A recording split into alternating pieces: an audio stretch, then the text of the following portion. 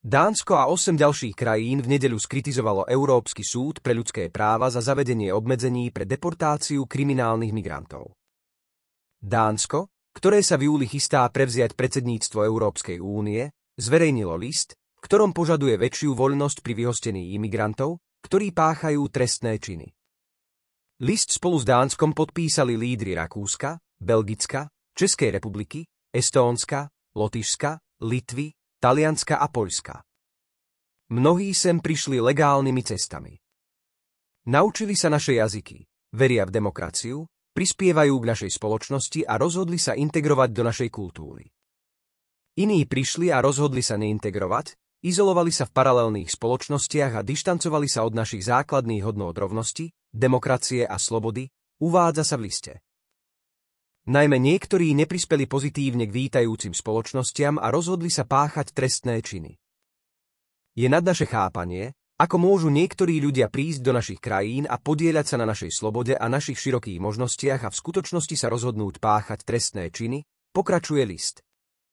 Britská polícia zatkla niekoľko iránskych mužov pre údajné plánovanie útoku na cieľ v Londýne. List ďalej tvrdí, že interpretácia Európskeho dohovoru o ľudských právach súdom obmedzila našu schopnosť robiť politické rozhodnutia v našich vlastných demokraciách, pričom uvádza príklady, keď súd zablokoval deportáciu nelegálnych imigrantov.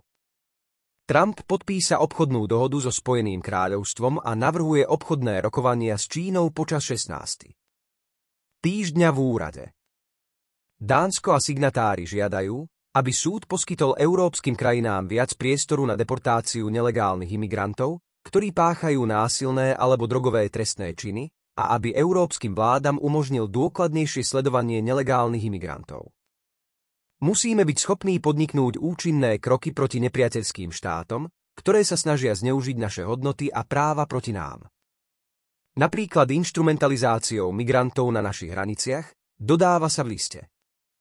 List prichádza 2 týždne potom, čo britský premiér Keir Starmer oznámil plány na sprísnenie imigračných pravidiel uprostred tlaku voličov, ktorí sú rozrušení vysokou úrovňou imigrácie. Britskí voliči sú čoraz viac frustrovaní vysokým počtom imigrantov, o ktorých mnohí tvrdia, že zaťažili verejné služby a zintenzívnili etnické napätie v niektorých častiach krajiny. List prichádza 2 týždne potom, čo britský premiér Keir Starmer oznámil plány na sprísnenie imigračných pravidiel uprostred tlaku voličov, ktorí sú rozrušení vysokou úrovňou imigrácie. Britskí voliči sú čoraz viac frustrovaní vysokým počtom imigrantov, o ktorých mnohí tvrdia, že zaťažili verejné služby a zintenzívnili etnické napätie v niektorých častiach krajiny.